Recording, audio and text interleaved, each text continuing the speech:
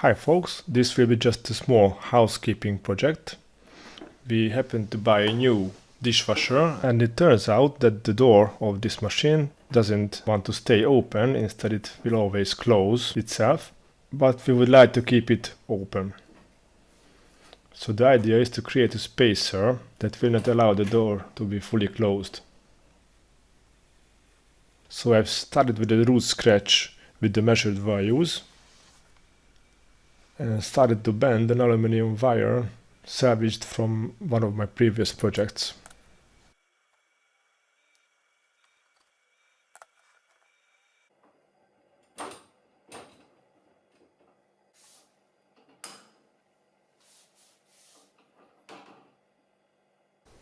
So that's all for now. I hope you liked it. Thank you for watching. Bye bye.